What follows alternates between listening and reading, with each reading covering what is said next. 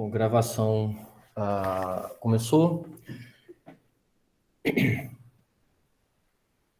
Bom dia a todos os presentes, e também bom dia a quem estiver assistindo esse vídeo de forma assíncrona. Bom, hoje nós temos o prazer de receber o professor Rudney Ramos, da UERJ. O professor Rudney, ele teve a formação dele toda na USP. Ele teve depois ainda algumas passagens nos Estados Unidos, acho que 2 passagens, se não me engano, nos Estados Unidos. Teve também passagem na Escócia e no Canadá. Na Escócia ele esteve na Universidade Mac University.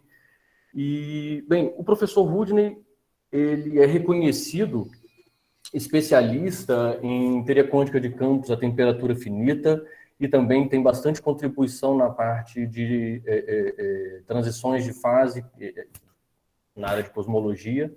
E hoje o professor vai falar para a gente, vai conversar com a gente sobre alguns aspectos e aplicações da teoria de perturbação otimizada.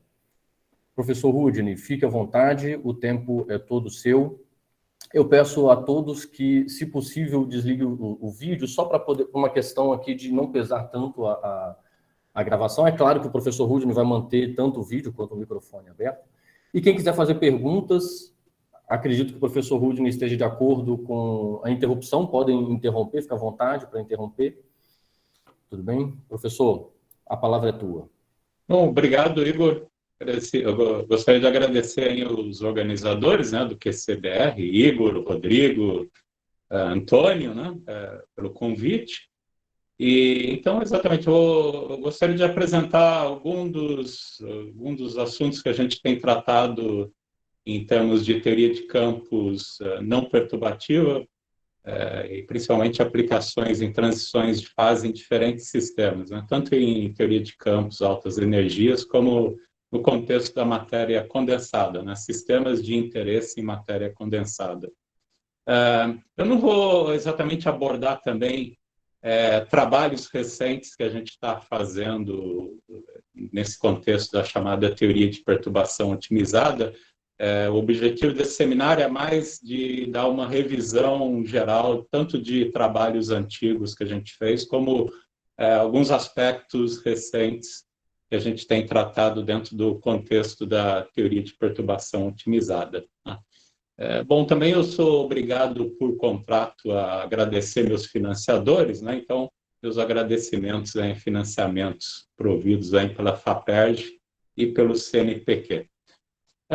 Eu tenho várias colaborações, né, tanto passadas como recentes, e colaborações em andamento, né, nesse contexto da teoria de perturbação otimizada, colaborações com o Marcos Pinto, lá de Florianópolis, o Ricardo Santa Maria, que ele está aí, o Jean-Luc Kellier, de Montpellier, vários ex-alunos, né, tanto do Marcos, Ricardo, meu, que tem trabalhado nesse assunto também, a Diana, que está fazendo um pós-doc na Universidade de Washington, o Derek, Lucas, Manuela e Matheus são alunos meus, trabalhando exatamente nesse assunto, né? E tem vários outros alunos também, no Marcos e Ricardo, envolvidos nesse tema, né, da teoria de perturbação otimizada. Tá?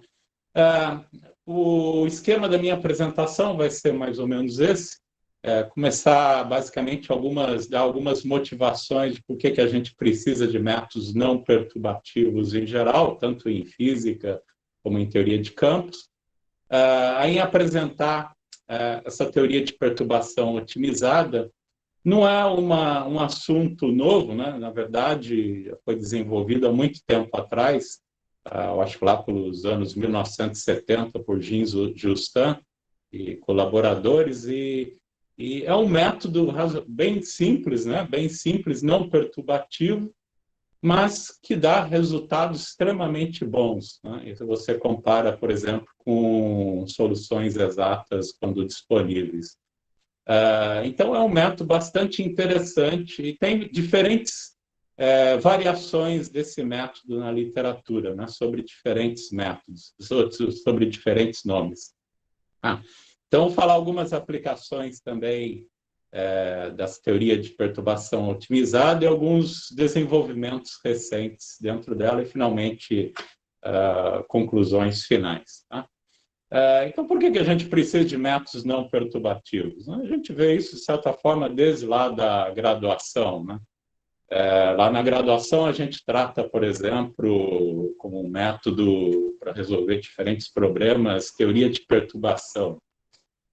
Mas a gente sabe também que teoria de perturbação nem sempre pode ser aplicada. Né? Não basta ter um parâmetro pequeno, né, na qual você pode expandir alguma coisa. Você tem que testar a convergência, tem várias outras coisas que você tem que levar em conta para que uma teoria de perturbação seja válida. Um exemplo que você vê, por exemplo, desde lá da física básica na graduação, posso falar aqui, por exemplo, do exemplo do oscilador anarmônico, né? Um potencial que tem o termo quadrático e o termo quártico. Né? E a equação de movimento é simplesmente essa daqui, né? A equação de Euler-Lagrange do movimento, dado esse potencial. E a gente pode tentar resolver esse problema usando teoria de perturbação, né? Por exemplo, supondo que esse parâmetro epsilon que tem aqui, que aparece diretamente na equação de Euler-Lagrange, é muito pequeno, então esse termo cúbico aqui você pode tratar perturbativamente, né? E resolver esse oscilador harmônico perturbativamente. Né? A solução aqui a gente sabe mais ou menos qual que deve ser, né? Não tem nenhum mistério aqui, já que o potencial é um negócio desse tipo, né? Você só pode ter soluções essencialmente oscilantes em torno do ponto de mínimo, né? Não pode ter nenhuma solução esquisita aqui. Né?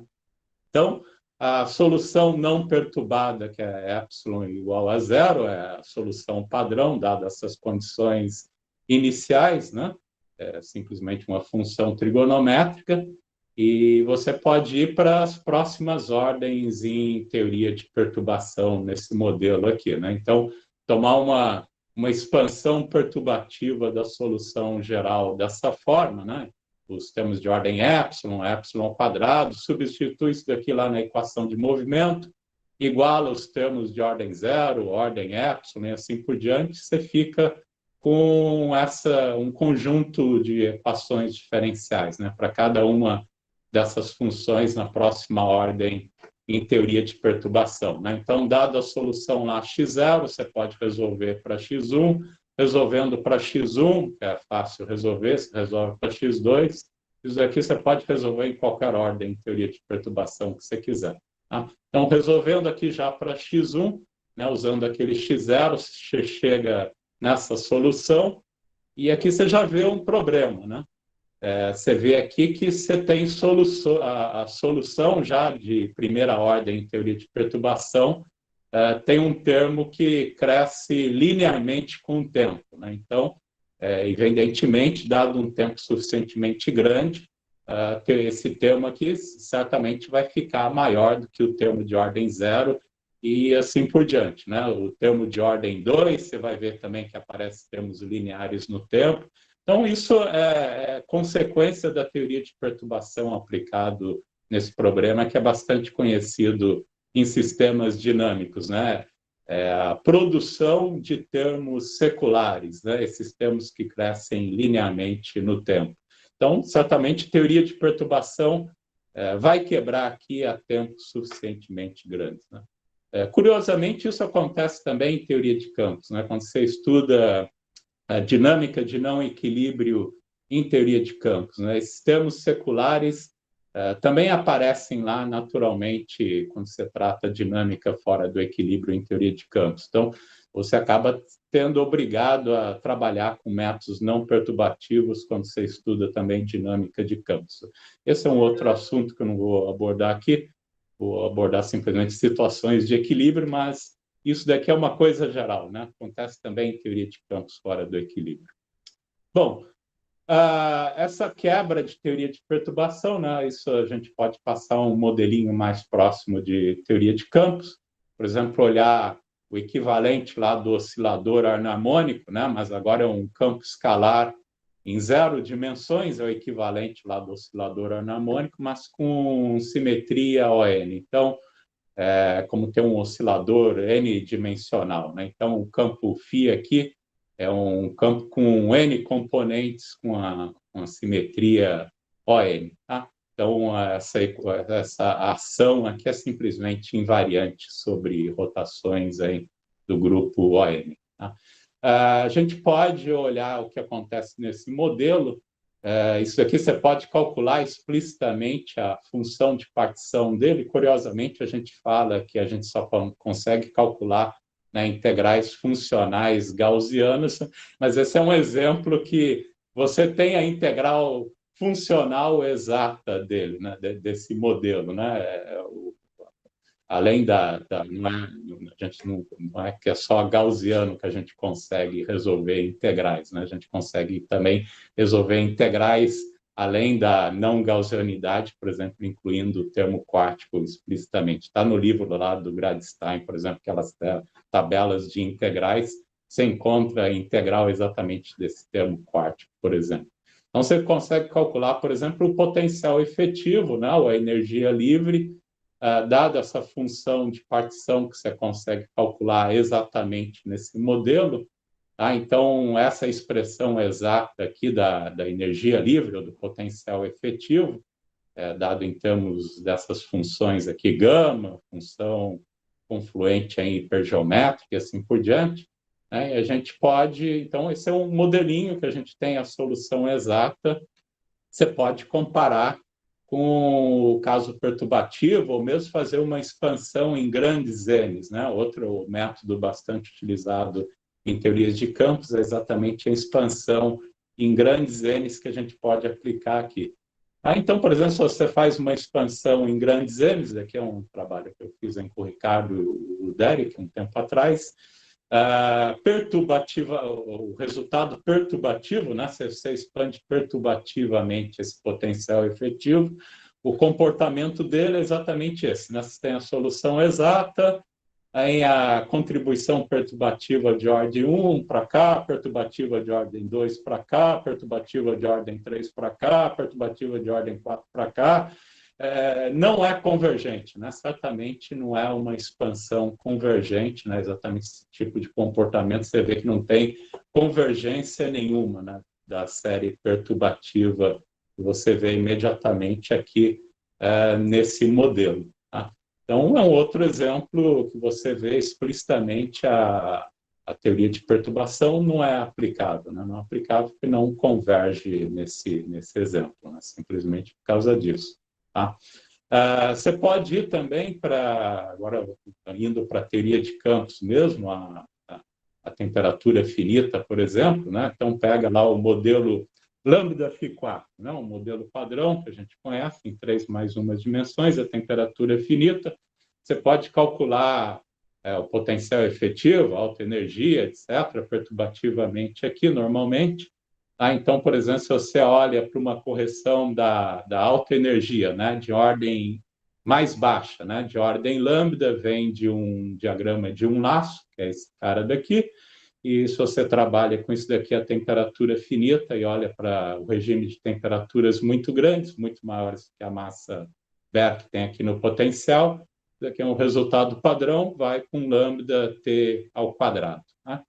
Você pode comparar esse termo daqui com outros termos de ordem superior na série perturbativa. Então, se você vai em ordem lambda ao quadrado, né, você tem essas topologias aqui para o diagrama os diagramas de Feynman, né, em ordem lambda 2, e que você também pode resolver a altas temperaturas, dar esse comportamento aqui, né, para essas topologias aí, na ordem de 2 laços, ou ordem lambda ao quadrado. Tá?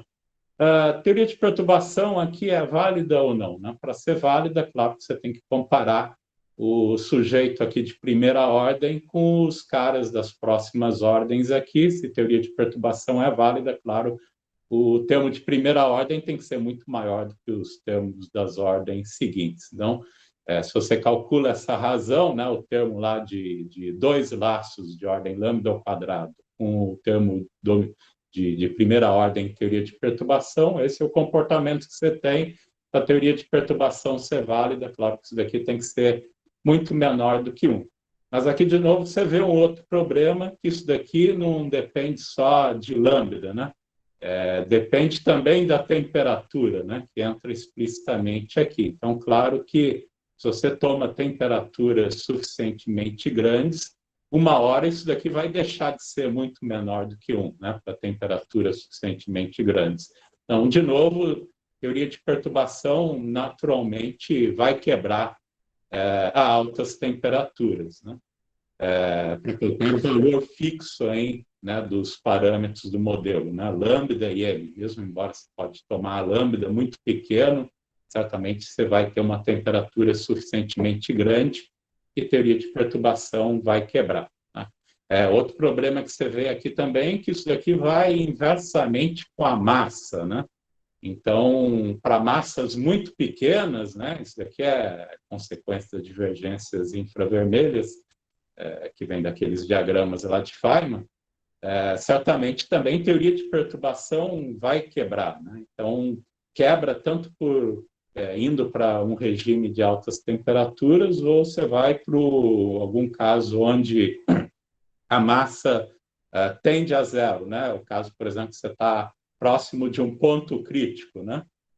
Próximo de um ponto crítico, a massa vai para zero, isso daqui certamente vai explodir a consequência das divergências infravermelhas. Então, teoria de perturbação, de uma forma ou outra, acaba quebrando aqui, e você tem que tratar esse problema por métodos não perturbativos, né? Principalmente se você está estudando transições de fase, certamente no ponto crítico, a teoria de perturbação deixa de ser válida, né? Então, você tem diferentes soluções para esse problema na literatura.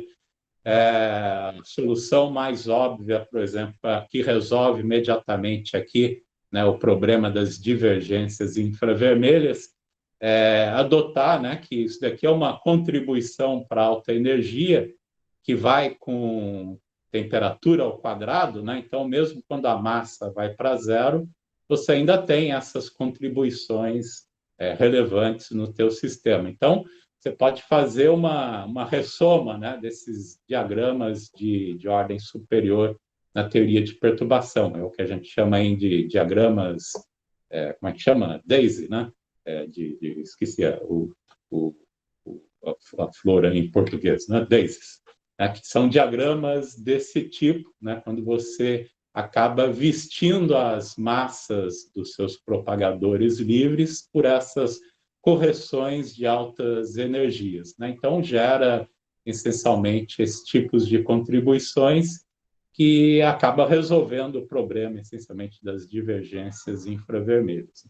Mas isso aqui acaba gerando vários outros problemas também, se você não faz esse tipo de procedimento, né, de uma forma consistente, né? Então, ressomas desse tipo pode acabar resultando em uma mistura, né, de termos de temperatura finita com termos divergentes que vêm nesses loops, né? Então, isso acaba bagunçando todo o processo. Por exemplo, se você quer fazer uma renormalização consistente, que você, em princípio, só deve usar as contribuições de vácuo, né? Você não pode ter um processo de renormalização envolvendo temperatura finita. Então, isso aqui pode acabar bagunçando todo o processo de renormalização e as divergências que aparecem nesses tipos de diagramas. Então, isso aqui você tem que fazer de uma forma autoconsistente para evitar esse tipo de problema. Isso também tem levado a resultados errados na literatura, né? Se você faz isso de uma forma não cuidadosa, você pode mostrar que acaba levando a resultados errados. Por exemplo, predizer uma transição de fase de primeira ordem na teoria lambda φ4, né? Enquanto que a gente sabe que a teoria lambda φ4 cai na mesma classe de universalidade dos modelos de Ising, que são transições de fase de segunda ordem que você tem, né? Então, a gente espera aqui que a transição de fase seja de segunda ordem, não de primeira ordem. Então, esse tipo de tratamento, se não for feito de forma cuidadosa, pode levar exatamente esses resultados errados, além de levar a uma sobrecontagem de termos, etc. Você pode estar contando mais de uma vez o mesmo termo quando você faz esse tipo de vestimenta, né, dos seus propagadores. Então, alguma coisa que tem que ser feito com bastante cuidado. Isso tem diferentes formas de tratar autoconsistentemente na literatura, né, usando diferentes esquemas não perturbativos. É claro que tem, na rede, você pode colocar toda a sua teoria de campos na rede, é claramente não perturbativo. Outros métodos analíticos, ou mesmo numéricos, que não envolvem rede, o grupo de renormalização funcional, ou trabalhar não com o esquema funcional de uma partícula irredutível, mas duas partículas irredutíveis, três partículas irredutíveis e assim por diante, que fornece diferentes formas de ressomar diferentes contribuições, né, e tratar, então, a tua teoria de forma não perturbativa.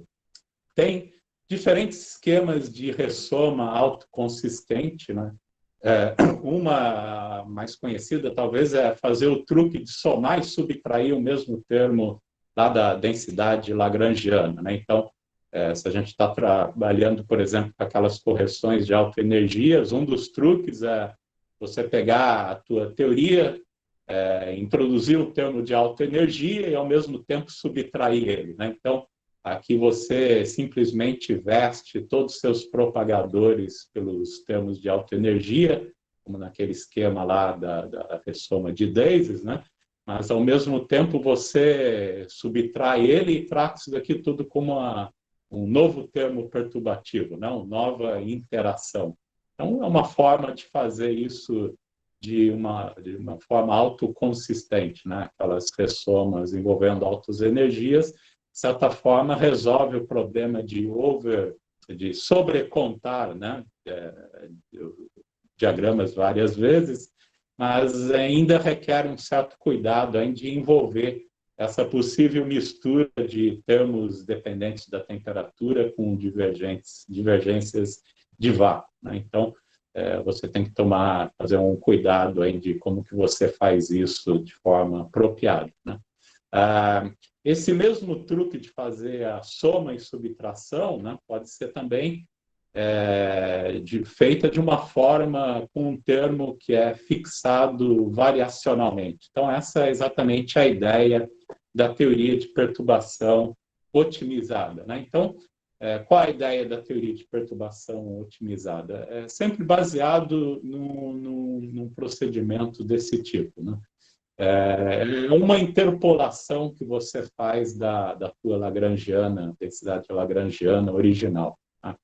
Então, você reescreve a tua densidade lagrangiana original dessa forma, introduzindo um parâmetro, por exemplo, de massa, eta.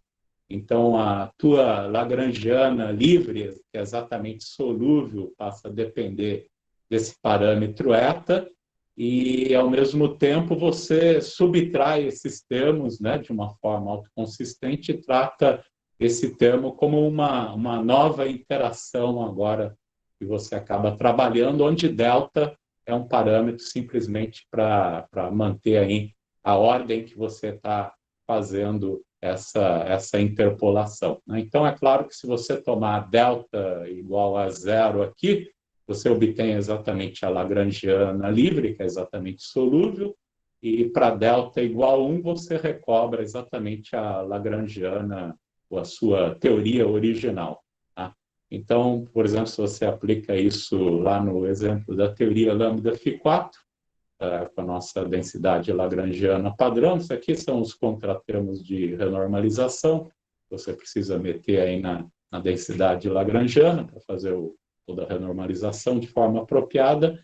A gente acaba reescrevendo isso de acordo com esse processo de interpolação, por exemplo, dessa forma, né? A lagrangiana livre aqui acaba sendo reescrita em termos desse parâmetro eta, né, que entra como uma contribuição para a massa aqui essencialmente, e a gente trata esses outros termos aqui como uma interação explicitamente, tá?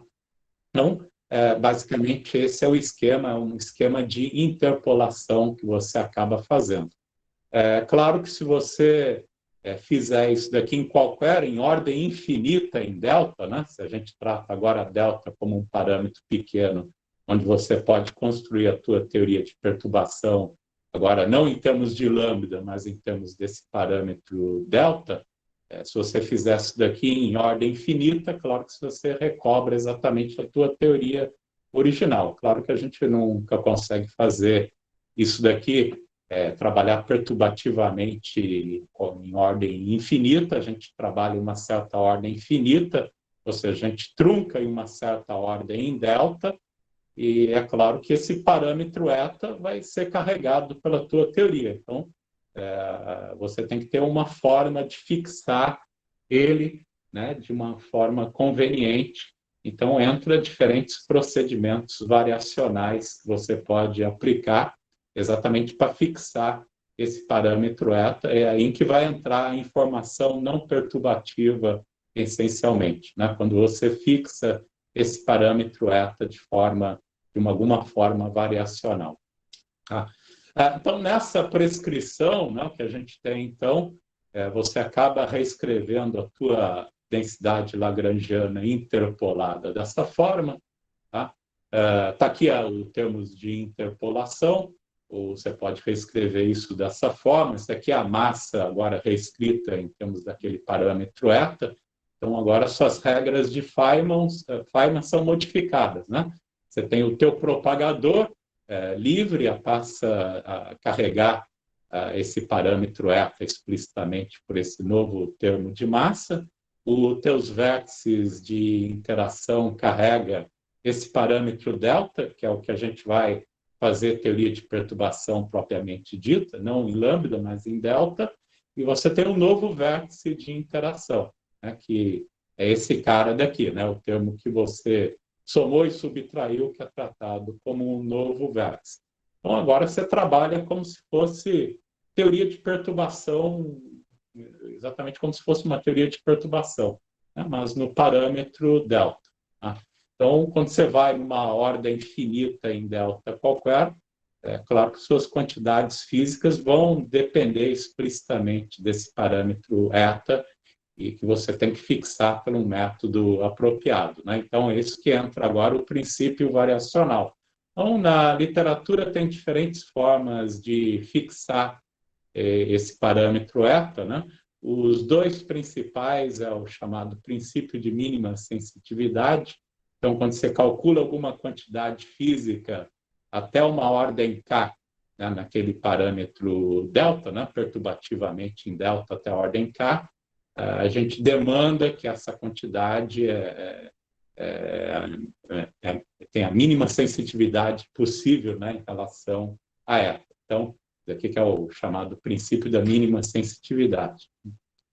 Ou você pode comparar um termo da série, né, dessa série perturbativa em delta, de ordem K, com o termo de ordem K-1, e demandar esse outro princípio, né, o que a gente chama de a convergência aparente mais rápida, né? Demanda que isso daqui seja verdade. Então, com isso, você pode fixar para um desses princípios de otimização o parâmetro eta explicitamente, né? Quando você vai em até alguma ordem k nessa expansão naquele parâmetro delta. Então, esses são os dois princípios aí, mais utilizados para fixar o parâmetro eta utilizados na literatura.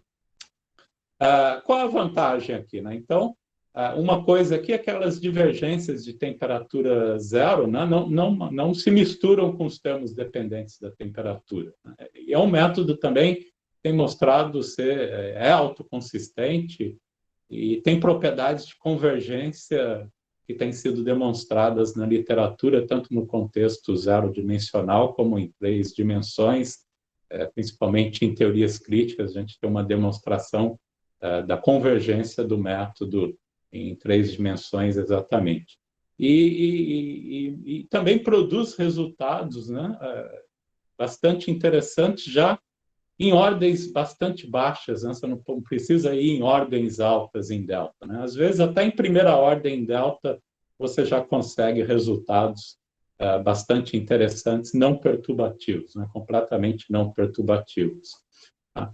Então, se você aplica esse método, por exemplo, para aquele probleminha lá que eu tinha falado, né, do modelo ON zero-dimensional, que teoria de perturbação não converge, é completamente não convergente, e a gente tem a solução exata, é um modelinho que funciona exatamente como uma mesa de testes, né, para a gente testar diferentes métodos não perturbativos. Você pode aplicar a OPT, né, a teoria de perturbação otimizada, que é exatamente para ver o que acontece, o quão próximo você chega na solução exata. Então, está aqui, né? Então, é uma aplicação que a gente fez exatamente seguindo aquele procedimento de interpolação, né?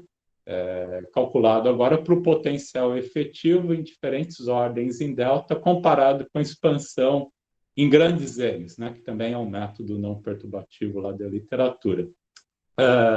Então, aqui as bolinhas aqui cheias, o método da teoria de perturbação otimizada em ordem 2, em ordem 3 está aqui em cima também, a solução exata é a linha vermelha, não sei se dá para ver, mas está todo mundo aqui em cima, comparado com a expansão de grandes N's. Então, em grandes N's em ordem superior, né? O primeiro termo da expansão em grandes N's está aqui. No próximo termo, na expansão em grandes N's está aqui. No próximo termo da expansão em grandes N's está aqui. Né? Então, você vê comparativamente com a expansão em grandes N's, já em ordem 2, a OPT já praticamente convergiu com a solução exata desse problema. Né? Você nem precisa ir em ordens superiores. Né? Você tem uma convergência até muito mais rápida que a expansão em grandes N's para esse modelo. Está aqui de novo, né?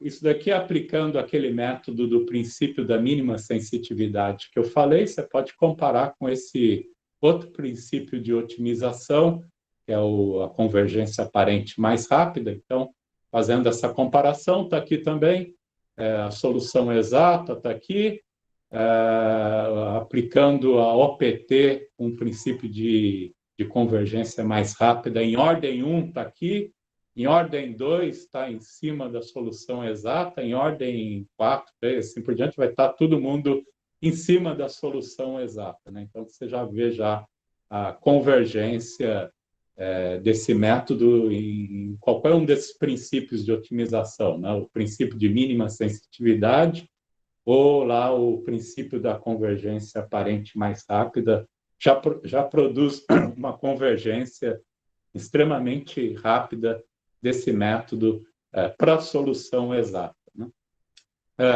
Isso a gente também pode aplicar lá no problema da temperatura finita em teoria de campos explicitamente. Isso aqui é um trabalho que a gente fez já há algum tempo, estudando, por exemplo, a pressão, né? A pressão perturbativa a altas temperaturas em teoria de campos. Então, quando a gente calcula a pressão é menos o potencial efetivo, né? Você pode escrever explicitamente em termos da função de partição do modelo. Então, se você vai até ordem de perturbativa, né, de lambda ao quadrado, entra todos esses diagramas de Feynman, que acaba contribuindo, e a gente pode olhar, então, o que produz aí a teoria de perturbação otimizada comparada, por exemplo, com um caso perturbativo para esse problema, né? Explicitamente para a pressão. A pressão é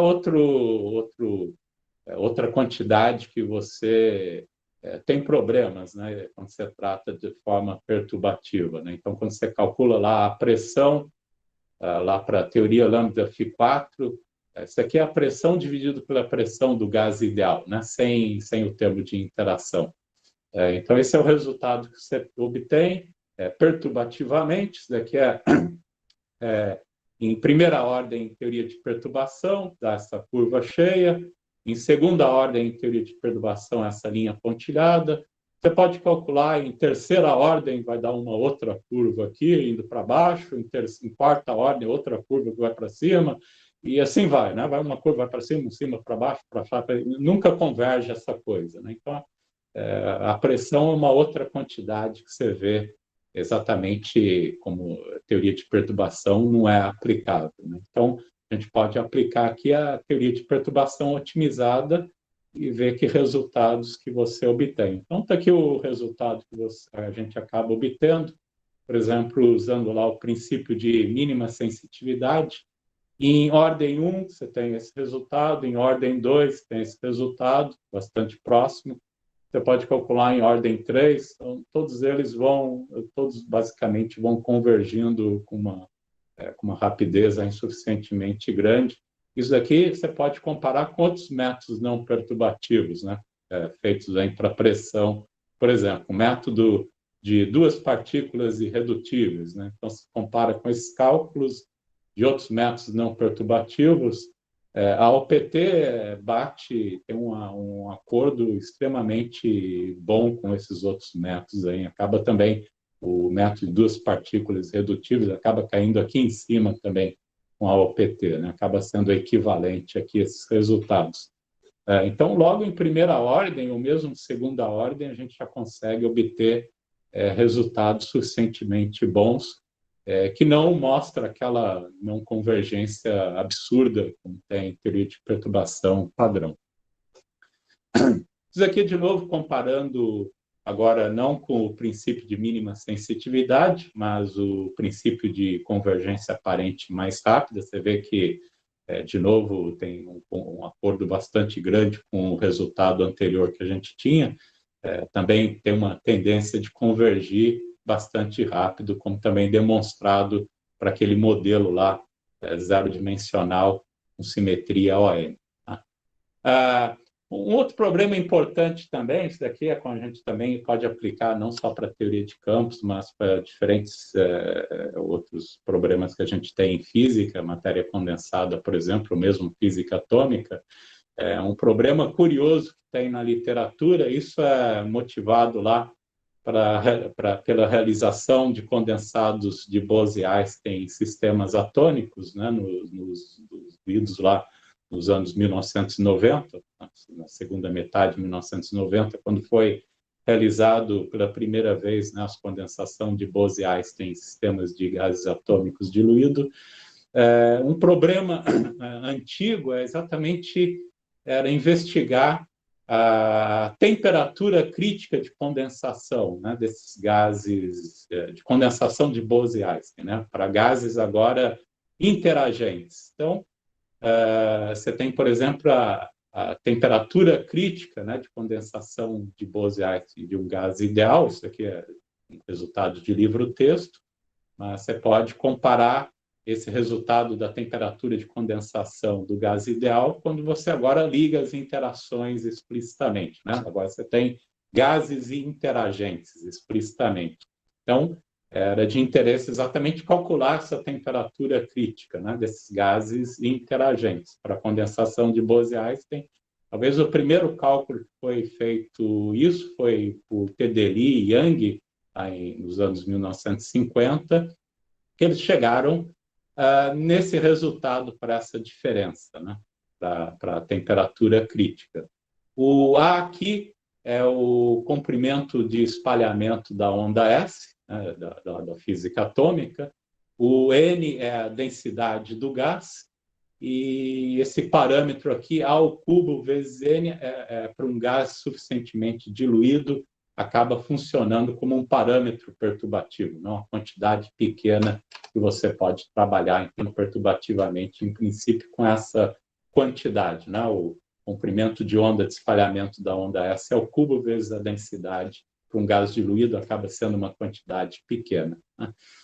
Lá para os anos 1980, esse sujeito aqui acabou também reproduzindo, depois de muito tempo, esse mesmo resultado do Tedeli e Yang, com o mesmo resultado. Depois, com essas motivações de estudar gases atômicos diluídos que estavam sendo realizados em laboratório, houve uma sequência de outros trabalhos recalculando essa quantidade. Então, esses outros sujeitos aqui, quando tentaram reproduzir esse cálculo, acabaram obtendo esse outro resultado para a diferença da temperatura crítica, né? Um expoente aqui que não tem nada a ver lá com o cálculo original, até o sinal era diferente, né? E assim foi, né? Tem resultados por diferentes métodos, diferentes técnicas. Esses outros sujeitos aqui obteram uma dependência parecida, mas um coeficiente completamente diferente, métodos não perturbativos na rede, assim por diante, acabou obtendo um outro resultado. O Gordon Ben obteve esse outro resultado aqui, o Kerson Huang, que é um cara famoso, né, professor lá do MIT, usando o princípio variacionais também, agora esqueci exatamente a técnica que ele utilizou, mas acabou chegando nesse resultado que acaba concordando com os primeiros trabalhos, né, em termos tanto de dependência desse parâmetro quanto do fator numérico, mas obtém um sinal completamente diferente para essa diferença de temperatura, né? Aqui um outro trabalho, né, de novo, obtém com parâmetros diferentes e assim por diante, até que começou a haver trabalhos explicitamente na rede, né, para resolver essa situação. Então, trabalhos na rede, por exemplo, acabaram dando essa contribuição para essa diferença de temperatura, né? A gente acabou, então, aplicando a OPT, né, o método de teoria de perturbação otimizada, nesse problema para ver que resultado a gente ia obter. E por que a gente não tem um resultado consistente aqui, né? Por que acaba isso tendo problemas, né, de calcular? Então, isso daqui envolve exatamente o cálculo de temperatura crítica, né? E a gente sabe, por exemplo, que expansão perturbativa para uma teoria crítica não existe, né, para qualquer dimensão fixa menor do que 4. Você pega lá o livro, por exemplo, do Jean Justin, ou do Kleinet, de sistemas de teoria de campos críticas, né, demonstra exatamente isso. Além do mais, a gente viu lá anteriormente que divergências infravermelhas não permite um cálculo completo, né, dessas quantidades críticas, né? Exatamente que você vai ter essas divergências infravermelhas acontecendo lá. Então, a gente precisa usar métodos não perturbativos. Então, a gente aplicou isso usando a teoria de perturbação otimizada. Esse foi o resultado que a gente obteve, né? Concordando com a dependência majoritária para essa parâmetro que é o comprimento de onda de espalhamento da onda S vezes a densidade de gás, com um coeficiente que exatamente concorda com os dados de rede, né, mais precisos da época. Então, de novo, um resultado interessante que a gente acabou chegando usando esse método da teoria de perturbação otimizada, comparando com esses outros diferentes resultados e com um acordo bastante bom com aqueles de teorias na rede, usando técnicas de Monte Carlo. Outras coisas que a gente chegou a fazer, né, aplicando também para sistemas fermiônicos mais motivados para a física de matéria condensada. Então, por exemplo, você tem um modelo de Gros-Neve, né, que é dado por uma densidade lagrangiana dessa forma. Então, isso aqui descreve essencialmente férmions autointeragentes com N sabores.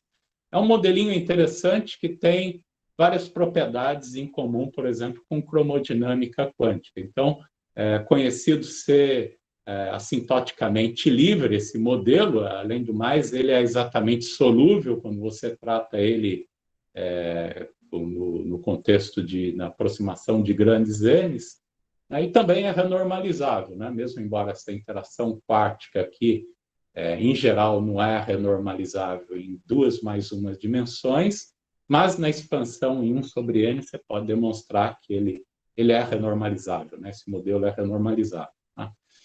Isso daqui você pode colocar explicitamente em termos de massa, né, que viola a simetria quiral explicitamente aqui, ou mesmo na ausência de termos de massa, o termo quártico produz uma massa que é gerada dinamicamente para esse modelo, né? Então, é um modelo que você pode estudar quebra e restauração de simetria quiral, né? Acaba sendo um guia exatamente para o estudo da termodinâmica envolvendo aí a transição de fase quiral na cromodinâmica quântica. Então, é um modelo interessante exatamente por causa disso, né? Além das suas aplicações, claro, em matéria condensada, em sistemas supercondutores e assim por diante. Então, aqui você pode ter tanto a simetria discreta ou a simetria contínua quiral. A gente sabe que a temperatura finita, somente o modelo, né, com simetria discreta acaba tendo uma transição de fase. Isso vem lá do teorema de Coleman, Mervin Wagner, né, que não permite bósons de Goldstone no plano, né, em duas dimensões. Então, você não pode ter uma transição de fase aqui para simetrias contínuas em duas dimensões espaciais, mas pode estudar a quebra e restauração de simetria quiral discreta, né, e não tem problema. Você pode implementar gaps quirais ou supercondutores, né, facilmente nesse modelo, e é um modelo útil exatamente para matéria condensada, né, sistemas de baixa energia, e você pode ver que, por exemplo, esse modelo fornece uma versão no contínuo, por exemplo, o modelo de Schuh-Schrieffer-Higger, que é um modelo que descreve o poliacetileno em uma dimensão. Então, a versão do contínuo desse modelo de Schuh-Schrieffer-Higger para poliacetileno acaba sendo exatamente um modelo desse do tipo Gross-Neveu. Bom, você pode estudar o potencial efetivo para esse modelo, tomando lá inicialmente massa explicitamente igual a zero para os férmions, né? A forma usual de escrever esse termo quártico aqui por meio da introdução de um campo escalar auxiliar, você acaba reescrevendo ele dessa forma, e você pode calcular explicitamente o potencial efetivo, né? Quando esse campo escalar adquire um valor esperado no vácuo diferente de zero, você tem exatamente uma quebra de simetria quiral dinâmica acontecendo aqui. Então, toda a transição de fase, etc., você pode estudar explicitamente com esse modelo. Dentro da OPT, né, da teoria de perturbação otimizada, a gente faz aquele esquema de interpolação, né? Então, a gente interpola esse modelo dessa forma, usando agora aquele parâmetro de massa, né, explicitamente aparecendo aqui, e o parâmetro delta, onde a gente conduz a teoria de perturbação, essencialmente. Né? Então, você pode construir todo o potencial efetivo e assim por diante, né, usando como se fosse teoria de perturbação nesse parâmetro delta e fixar eta usando um daqueles princípios variacionais no final do dia, com o qual vai carregar toda a informação não perturbativa para o modelo. Então, por exemplo, quando você compara com a aproximação de grandes N's, né, esse é o diagrama de fase que acaba obtendo aí para esse modelo de Gross-Neveu em duas mais uma dimensões. Isso aqui é temperatura versus potencial químico. Aqui nessa região você tem a quebra de simetria quiral, aqui a simetria quiral é restaurada, a temperatura crítica e o potencial crítico aqui é bastante conhecido. Você tem toda uma linha de transição de segunda ordem aqui, e o único ponto que é uma transição de primeira ordem é na linha aqui de temperatura zero com potencial crítico, é um ponto de primeira ordem, essencialmente. Né? Acontece que nos resultados de rede para esse modelo, o que acabava sendo obtido que indicava que você deveria ter um ponto tricrítico aqui, ou seja, tinha que ter uma linha de primeira ordem, né? Além da linha de transição de segunda ordem, tinha que aparecer uma linha de primeira ordem, com um ponto tricrítico. E nenhum método não perturbativo anterior tinha demonstrado exatamente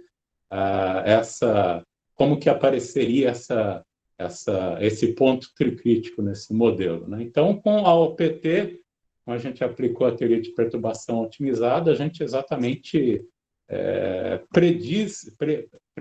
foi capaz de predizer, né, a existência desse ponto tricrítico, né, consistente com os resultados lá sugeridos por simulações de Monte Carlo. Então, foi exatamente o primeiro trabalho que a gente conhece aí, o único até hoje, que demonstra exatamente a existência desse ponto tricrítico usando a teoria de perturbação otimizada. Tem outros tipos de aplicações possíveis motivados por matéria condensada. Eu vou correr agora, que o tempo está passando aqui. Por exemplo, você pode estudar esse mesmo sistema quando você tem um campo magnético aplicado. Isso é motivado, de novo, lá em estudos de física do grafeno, filmes finos supercondutores. Então, você pode, por exemplo, aplicar nesse sistema um campo magnético perpendicular ao teu sistema, né? O sistema aqui, os férmions estão aqui no plano, e aplicar um campo magnético perpendicular ao plano. Então, nessa situação, os férmions acabam se acoplando com o movimento orbital, né, o campo magnético acaba acoplando com o movimento orbital dos férmions e gera lá os níveis de Landau, né, como a gente conhece para férmions num campo magnético. É o caso mais estudado, em geral, na literatura. Você pode estudar a quebra de simetria quiral aqui. Isso daqui a simetria quiral acaba quebrando para qualquer campo magnético finito, e o efeito do campo magnético é exatamente aumentar, né, essa quebra de simetria quiral, né, que é o que a gente chama de catálise magnética, essencialmente. Então, o campo magnético tem o efeito aqui de aumentar, né, a quebra de simetria desse modelo, né, que é o efeito de catálise magnética. A outra possibilidade é aplicar um campo magnético paralelo ao plano desse sistema. Então, nesse caso, o campo magnético só vai acoplar aos spins do férmion, né? Então, isso acaba gerando um efeito Zeeman intrínseco, né? Acaba aumentando aí o efeito Zeeman nesse sistema. Esse é um outro caso menos estudado, talvez, na literatura, mas bastante comum em sistemas de matéria condensada, né? Exatamente pelo efeito Zeeman causado pelo campo magnético. Aqui, o efeito do campo magnético é o oposto daquele do campo magnético perpendicular, né? O efeito do campo paralelo aqui é exatamente facilitar a quebra de simetria quiral. Então, acaba tendo um efeito exatamente oposto ao campo perpendicular. E você pode estudar, então, esse modelo, né, tanto usando a expansão de grandes N's, quanto na teoria de perturbação otimizada.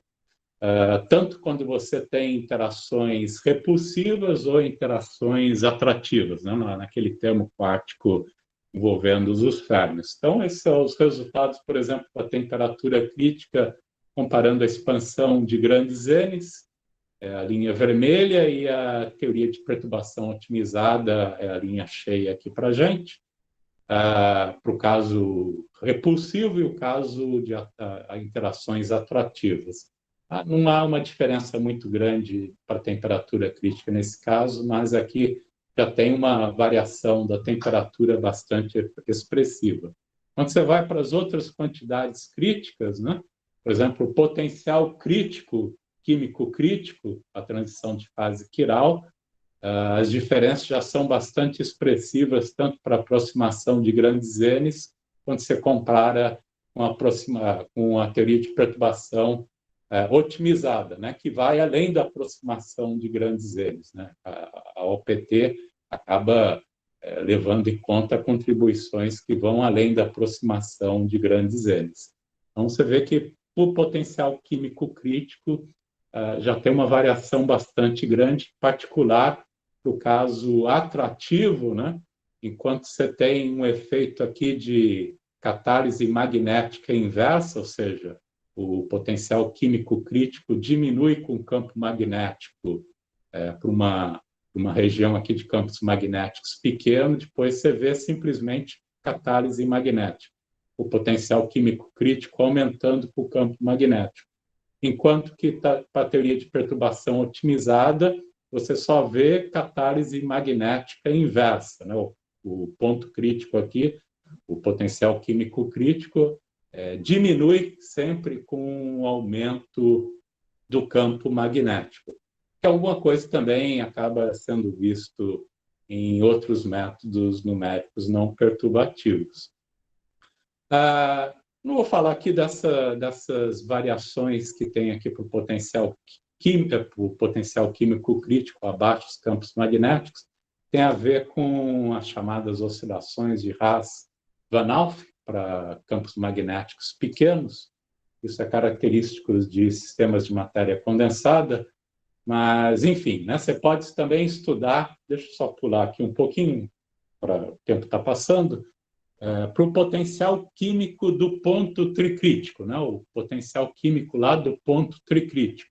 Então, de novo, comparando a aproximação de grandes N's com o método da teoria de perturbação otimizada, que carrega contribuições além da aproximação de 1 sobre N, tanto para o caso de repulsivo quanto interações atrativas. Então, de novo, aqui você vê aquela tendência de ter só catálise magnética inversa, e aqui também para a temperatura crítica do ponto tricrítico, né? Lá daquele ponto tricrítico. Então, a comparação da expansão de grandes N's, a linha vermelha, com a linha preta, que é a teoria de perturbação otimizada. Então, os casos de interação repulsiva sempre dá resultados bastante diferentes entre uma aproximação e outra, inclusive para o diagrama de fase como um todo, né?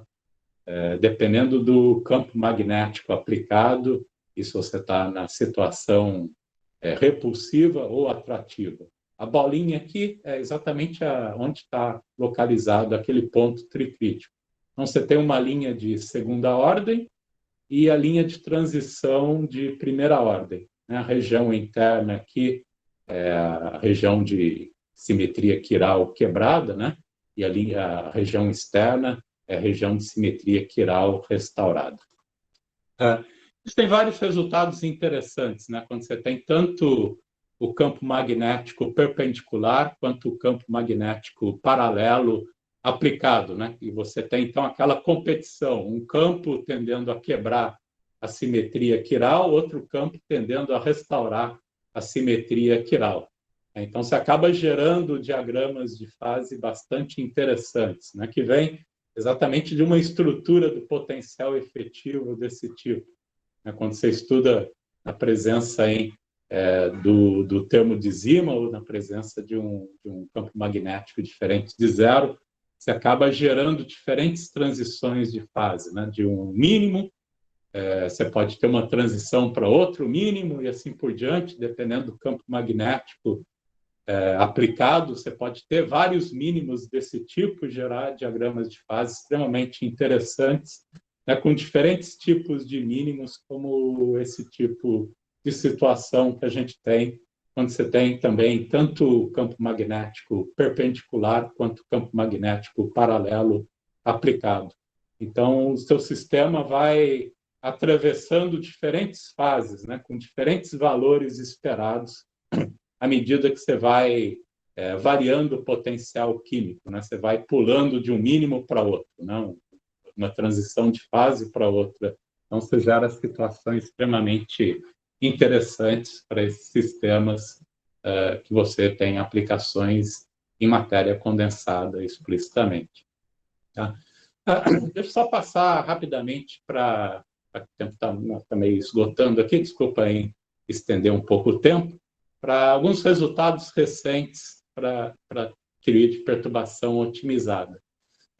Então, lembra que, em geral, quando você faz qualquer cálculo em teoria de campos, né, você tem que, claro, fazer um processo de regularização para tratar os infinitos e renormalização, né? E no final do dia, as suas quantidades físicas acabam carregando uma dependência né, no parâmetro aí de regularização, né, o parâmetro de escala, né, que acaba aparecendo explicitamente nas tuas quantidades. Mas é claro que a gente sabe lá do grupo de renormalização, né, dita exatamente que as quantidades físicas devem ser invariantes por variações desse parâmetro de escala, né? Então, você tem a equação de Kalan-Szymanski, né, que descreve exatamente de como que essas quantidades físicas devem ser invariantes por meio de transformações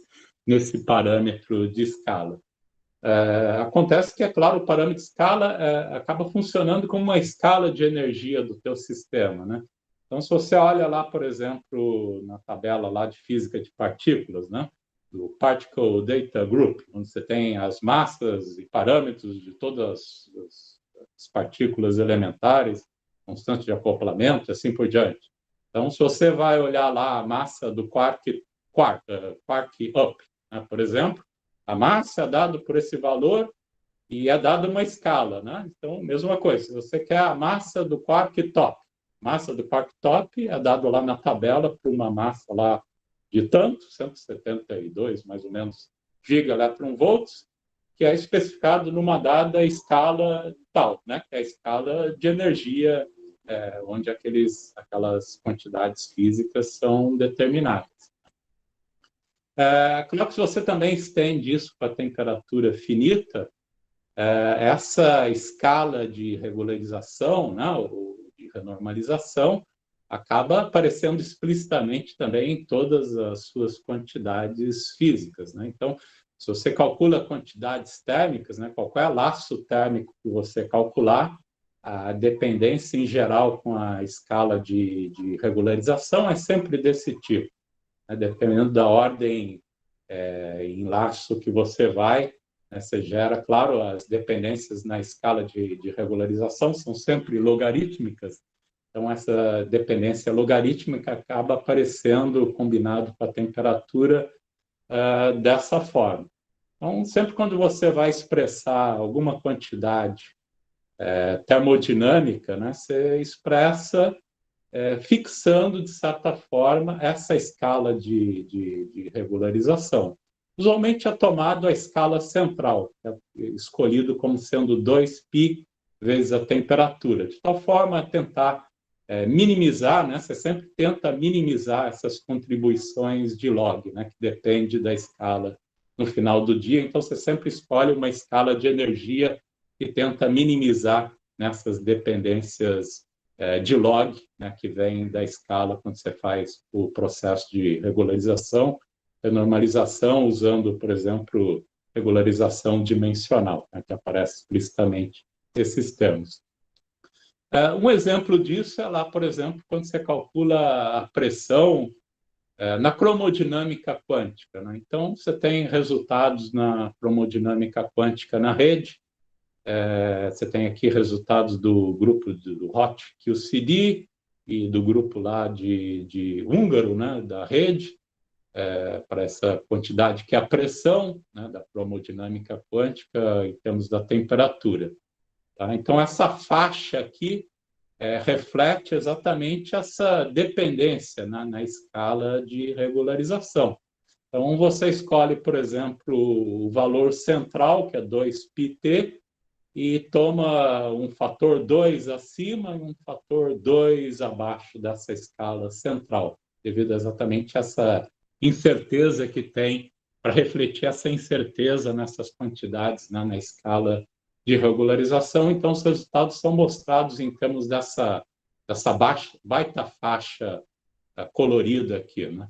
Isso daqui está comparado, por exemplo, com a expansão lá de laços térmicos duros, que é uma maneira também não perturbativa de tratar a cromodinâmica quântica, né? Isso aqui é de ordem superior, esse método de expansão em loops de laços térmicos pesados aplicados à cromodinâmica quântica, que é uma espécie, no final, de teoria de perturbação otimizada, né? Acaba sendo um método similar à teoria de perturbação otimizada, com a diferença que você aplica aquela interpolação de uma forma a ser invariante de calibre, né? Então, você aplica, por exemplo, lá no termo cinético dos campos de calibre, né? Do F-mini e F-mini. Então, você modifica, faz uma interpolação exatamente naquele termo. Então, uma forma de aplicar a OPT, né, de uma forma invariante de calibre. Então, daqui é o termo, a contribuição de ordem superior, a próxima ordem nesse esquema de laços térmicos duros, né? E a próxima ordem que aparece aqui. E mesma coisa, você pode calcular a anomalia de traço, né? Que é o traço do tensor energia-momento, né? Que te dá uma medida de quão distante está a tua equação de estado daquela do gás ideal. Então, de novo, se apresenta em termos dessa baita faixa cinza em relação ao resultado central, né? E os resultados são mostrados, então, em termos dessa baita faixa cinza aqui, né? De que reflete exatamente essa incerteza que vem da escala de regularização, né? Então, a gente acaba tendo um método alternativo aqui de aplicar a OPT para resolver esse problema, né? Isso aqui foi desenvolvido pelo Jean-Luc, André Nevé, o Marcos Pinto acabou fazendo esses desenvolvimentos de diferentes trabalhos. Então, acaba tendo uma modificação da OPT de tal forma a levar exatamente as propriedades do grupo de renormalização explicitamente. Então, aquela interpolação, a gente acaba modificando ela dessa forma, motivado exatamente por teorias críticas. Então, esse expoente A aqui acaba sendo fixado quando a gente impõe a invariância explícita sobre o grupo de renormalização, né? E as constantes de acoplamento acabam modificadas da mesma forma. Então, esse é o método da OPT, e com esse melhoramento devido ao grupo de renormalização, que tenta exatamente tratar essa questão da dependência da escala, né? Tentar evitar o problema de esses resultados aparecerem com essa baita indeterminação, né? Devido à dependência da escala. Então, você pode impor explicitamente, né, que o grupo de renormalização deve ser válido e obter esses parâmetros que deve satisfazer explicitamente o grupo de renormalização. Isso deve resolver explicitamente o problema da escala. Então, isso aqui é um outro probleminha que foi tratado, que é o modelo sigma não linear, em 1 mais 1 dimensões. Isso aqui é um outro modelo também bastante motivado em cromodinâmica quântica, né, uma vez que ele exibe também liberdade assintótica, como tem em cromodinâmica quântica. Você pode gerar um gap de massa, você tem uma anomalia de traço, e então quantidades similares que você calcula também, né, na cromodinâmica quântica. Então, aplicando esse método agora nesse sisteminha, esses são os resultados que a gente acaba obtendo, né, comparado, por exemplo, com a expansão em grandes M's, e que está a teoria de perturbação otimizada combinada com grupo de renormalização na ordem de um laço, né? Então, você tem um resultado que é completamente independente da escala. Os resultados da rede, né? Você tem resultados da rede para esse modelo, então é interessante exatamente que a gente também pode comparar com resultados da rede. Daqui é a teoria de perturbação otimizada comparada com os resultados da rede, indo para a ordem de 2 laços. Você tem uma variação de escala, mas essa variação de escala aqui, se você comparar com outros métodos, por exemplo, que você tem para esse mesmo problema, é uma variação muito menor. Isso aqui acaba aparecendo porque nem sempre a gente consegue resolver explicitamente, né, o princípio de otimização combinado com o grupo de renormalização e ter solução sempre, né, para qualquer ordem que você vai. Isso é um problema de qualquer método variacional, né? Implica que o seu método variacional você vai encontrar resultado, né? Para qualquer ordem que você for, né? Simplesmente, às vezes, você não tem raiz aquelas equações que a gente resolve. Então, isso é o que acontece, por exemplo, em segunda ordem aqui, né? Você não consegue achar raiz, por exemplo, aplicando o grupo de renormalização explicitamente. A gente ainda acaba aplicando o princípio variacional para tirar o parâmetro eta, mas você ainda tem que fixar, por exemplo, o acoplamento, né? O acoplamento que roda com a escala. Então, isso aqui a gente acaba aplicando o acoplamento como calculado perturbativamente, então gera essa pequena dependência de escala no final, né? Se você conseguisse obter soluções sempre, né? Tanto para o princípio variacional como a solução do grupo de renormalização, lá, a equação de Kalas-Zzymanski, esse problema de escala simplesmente ia sumir, né? Uma vez que a gente está impondo que essas equações devem satisfazer explicitamente o grupo de renormalização. Tá? Então, está aqui um outro exemplo, a anomalia de traço, ou medida de interação, né, que a gente calcula explicitamente aqui. Então, está aqui o grupo, a teoria de perturbação otimizada combinada com o grupo de renormalização, comparado, por exemplo, com a teoria de perturbação, como é que chama? Teoria de perturbação vestida, ou screening, como é que chama mesmo? Screening, agora fugiu a palavra para mim. Blindada, né? Teoria de perturbação blindada, que é uma espécie também de teoria de perturbação otimizada, mas que você fixa o parâmetro eta logo de cara, né? Fixa como a massa de Debye, por exemplo, ou fixa como a massa térmica, né? Logo no começo. Então, acaba sendo uma variante da teoria de perturbação otimizada, mas em que você já fixa o parâmetro eta como a massa térmica logo de cara.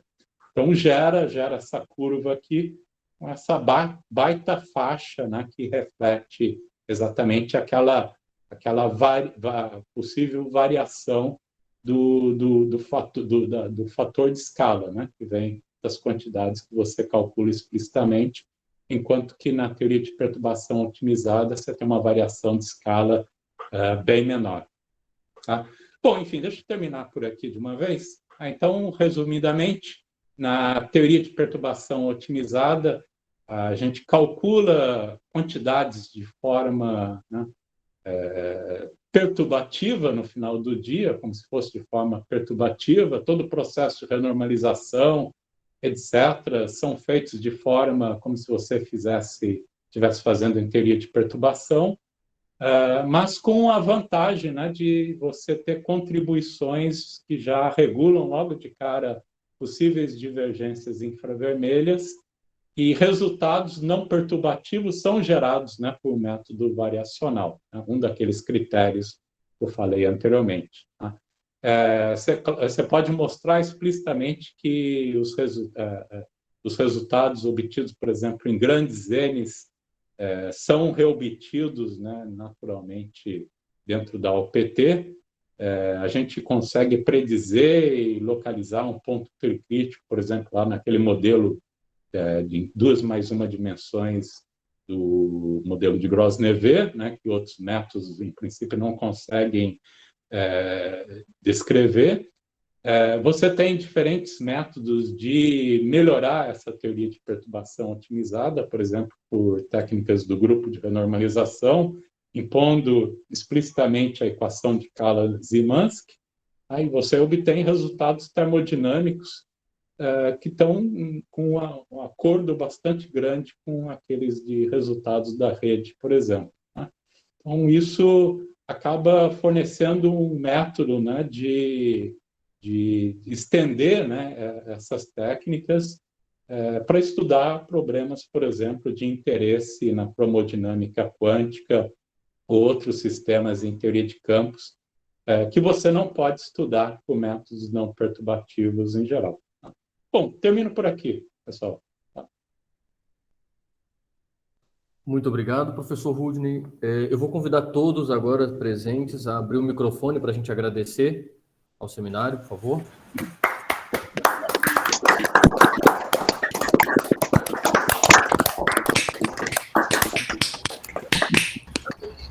Bom, vou abrir agora a sessão de perguntas. Eu vou ficar aqui de olho as pessoas que levantarem a mão ou então escreverem alguma coisa. Por enquanto, não vejo nada no chat. Fique à vontade ou para escrever, para abrir o microfone. Não tem ninguém com a mão levantada, então quem quiser pode abrir o microfone e fazer a pergunta.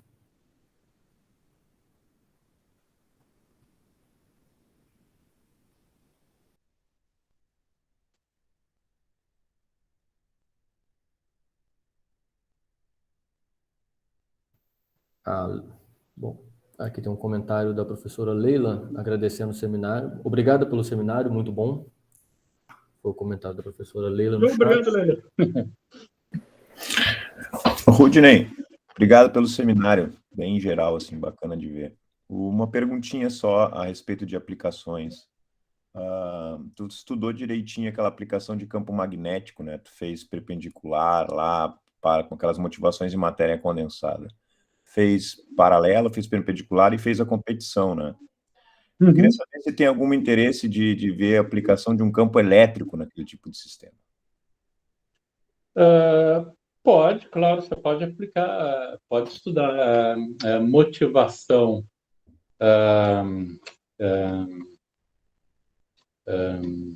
certamente tem. Agora me fugiu de novo.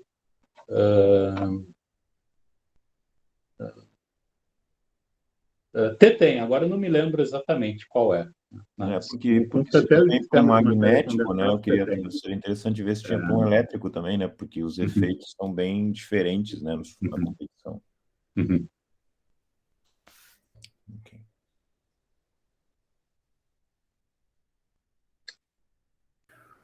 Bom, não tendo perguntas, bom, pelo menos por enquanto, né? Fica aí aberta a sessão de perguntas. Eu só quero primeiro agradecer muito ao professor pela... não, o Antônio Duarte fez uma pergunta aqui. Antônio, ele falou que está com a conexão ruim por aqui. Rudney, você conhece os trabalhos do Fábio Siringo para cálculos de funções de correlação de Yang-Mills usando métodos variacionais? Algum comentário sobre a relação com o que você chama de teoria de perturbação otimizada? Olha, eu não conheço, não, viu? Realmente eu não conheço. Fábio Siringo, não. Eu não lembro de ter visto nenhum trabalho dele. Não sei dizer. O que você tem, por exemplo, é o que eu falei que é bastante similar à teoria de perturbação otimizada, né? É uma variante, né? Que é os laços térmicos duros, né? Hard thermal loop, né? Que acaba sendo uma espécie de variante da OPT, com a diferença que, de novo, você fixa, né? Fixa o parâmetro variacional logo de cara, como lá na teoria de perturbação blindada, na SPT, Screen Perturbation Theory, onde você fixa agora no Hard Thermal Loop pela massa de Debye explicitamente, né? Mas você faz todo um procedimento similar à OPT, né? Usando o parâmetro delta, etc. Esse que você deve falar, acredito que deve ser alguma coisa similar. Envolve temperatura finita, por exemplo? Se envolver temperatura finita, deve ser, eu acho que acredito, com o Hard Thermal Loop, que eles acabam fazendo. Ele comentou aqui, eu não sei se você tem acesso ao chat. Tem. A temperatura zero, não sei exatamente qual seria o equivalente, né? Não sei dizer, porque eu não conheço. Preciso dar uma olhada nesses trabalhos dessa pessoa. O comentário que eu ia fazer é mais ou menos nesse sentido. Beleza, muito obrigado, Rudi. O comentário que eu ia fazer é mais ou menos nesse sentido, sobre comentários seus a respeito dessa perturbação otimizada, teoria de perturbação otimizada em Yang-Mills. Se vocês têm alguma coisa, como é que funciona a dinâmica? Tem o Marcos, acho que está assistindo aí a apresentação, acredito que ele chegou a fazer com o Jean-Luc alguma coisa recente, com a cromodinâmica, né? Mas Acho que o mais próximo é exatamente esse, de novo com o Hard Thermal Loops, né? Com Hard Thermal Loops, que é uma espécie de variante da OPT. Mas não tem lá o princípio variacional aplicado para, de novo, obter o parâmetro eta, né? O termo de massa lá. Eles já fixam como a massa de Debye logo de cara. Então, esses são os resultados que eu conheço mais explicitamente envolvidos com o QCD, né? Com o setor de calibre da QCD. É claro que se for para o setor fermiônico de quarks, aí sim, né? Você pode aplicar a OPT também de uma forma como eu expliquei aqui. Você diz, então, que nesse modelo, nessa teoria de perturbação otimizada, não fixa a massa térmica para a massa de Debye? Fica como... Não, aqui não. Aqui é um parâmetro variacional, que é exatamente calculado por um daqueles princípios variacionais. Tá. Então, aqui o parâmetro eta não é fixado em nenhum momento, né? Ele é calculado sempre variacionalmente, dependendo da quantidade que você está calculando e qual a ordem no OPT que você está carregando o teu cálculo, né? Então, em nenhum momento ele é fixado, né? É exatamente pelo princípio variacional que vai carregar toda a informação não perturbativa. Essas outras variantes que eu falei, usualmente eles pulam esse passo, né, de fazer o cálculo variacional. Então, fixa de alguma forma esse parâmetro, de alguma forma, né? Entendi, obrigado, Rúlio. Mas aqui não, pelos os resultados que a gente obteve, foi sempre calculando variacionalmente, ou pelo princípio de mínima sensitividade, ou pelo princípio de convergência aparente mais rápida. Então, em nenhum momento ele é fixado, né? Sim, eu achei um pouco curioso que a maioria das comparações que você fez, que vocês fizeram, ou pelo menos que você mostrou aqui, para falar a verdade, é mais com relação ao método de grandes N's, né, de large N. E bom, pelo que você está falando, na verdade, o modelo ele se compara muito com Hard Thermal Loop, né? Mais ou menos, né? De novo, o Hard Thermal Loop é como se fosse uma variante, de novo, da OPT, né? Isso, mas aí eu digo porque aí surge a curiosidade para saber os resultados, qual é a diferença com o Hard Thermal Loop. Teve um dos gráficos, se não me engano, que você mostrou, sim. Para Lambda Phi4, por exemplo, já tem trabalho exatamente, né, que tem essa comparação, né, com o QCD propriamente dita, com o setor de calibre. Isso é alguma coisa que ainda está faltando fazer, né? Está faltando fazer, exatamente aplicar a OPT como a gente aplica na forma standard, né, para comparar com o Hard Thermal Loop. E isso ainda não foi feito. Sim, muito bom.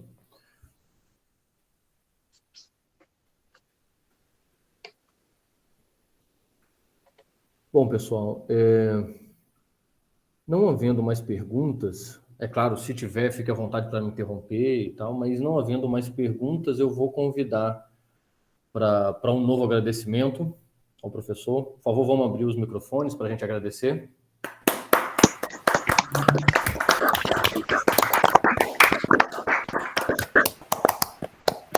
Professor Rudney, muito obrigado. Em nome da organização do TQCBR, a gente agradece muito a sua disponibilidade em colaborar com a gente. Tá bem? E bem, é isso. Eu que agradeço vocês, Vocês estão fazendo um trabalho excelente aí, né, de organizar esses seminários, tanto no TRQC, né, o Grave BR. Como lá no Grave BR, né? Então, um trabalho excelente. Parabéns para vocês. Obrigado. E obrigado pelo seminário, foi muito bom. Sim, foi muito bom. Eu fiquei muito curioso, inclusive, para ver a questão de Young Mills, né, o setor de calibre. Mas bem, eu vou interromper a gravação.